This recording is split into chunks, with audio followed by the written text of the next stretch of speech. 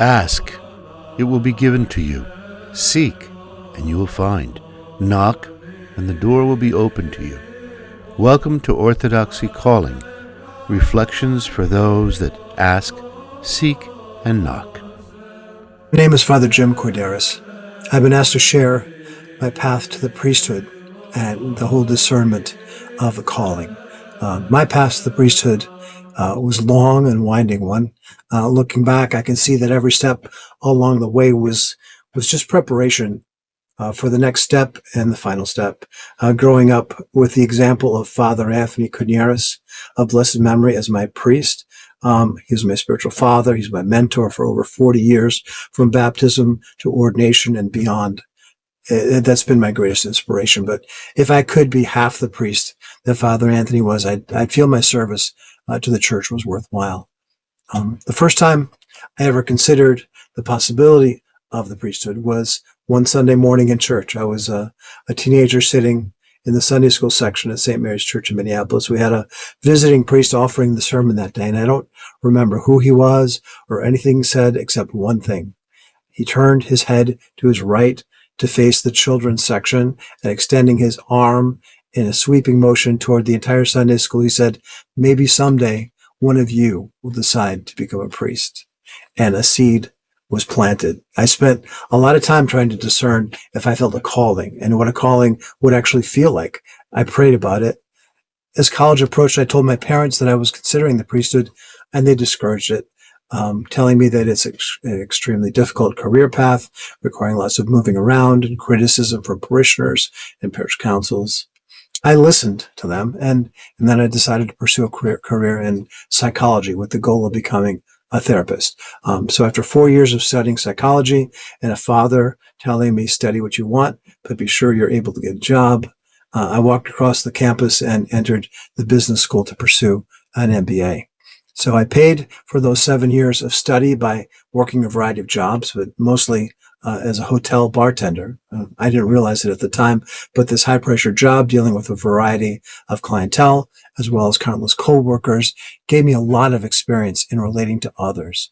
At 27, I began my career in retail financial services. Once again, I was meeting people for the first time, connecting on a personal level, and earning their trust, or trying to earn their trust. And it was at this time that I began reconnecting with my church. I had always been faithful and did a lot of reading, praying, and visiting monasteries and religious sites in my travels. At St. Mary's Church in Minneapolis, I began to get involved as an adult, serving on the parish council, attending Bible studies, serving as a church camp counselor, IOCC coordinator, and more. I was eventually invited to lead a Bible study at St. Mary's, which I really enjoyed. I joined Minneapolis AHEPA. I actually served as parish council president and AHEPA president at the same time. There were some difficult days as parish council president, and this required me to interact on a regular basis with the chancellor of the Chicago Diocese, who is now the Archbishop of Great Britain. He guided me through the process of Father Anthony's retirement and the assignment of a new priest, and all of this dealing with hierarchy and the rules and regulations of the church gave me a real understanding of how the hierarchy works and the church works, and also the importance of parish regulations. And now I offer seminars for parish council candidates on the regulations of the church. So every step along the way, I grew closer to my church, and I felt my heart being pulled toward the priesthood. And I kept asking myself, would I be good at this? Would I be good at this? Is this what I'm supposed to do? So as my 40th birthday approached, I knew that I needed to either commit to the priesthood or reconcile myself with serving the church as a layperson, as I had been doing. I visited the seminary, Holy Cross, in March of 1995, and I met with Archdeacon Gerasimos, who is now Metropolitan Gerasimos, as well as Father Stanley Hericus of blessed memory, and other leaders at the school. Upon my return home to Minneapolis, I made my decision. That summer, providently, I met my future wife, Callie. We've been together for 30 years, married for 28.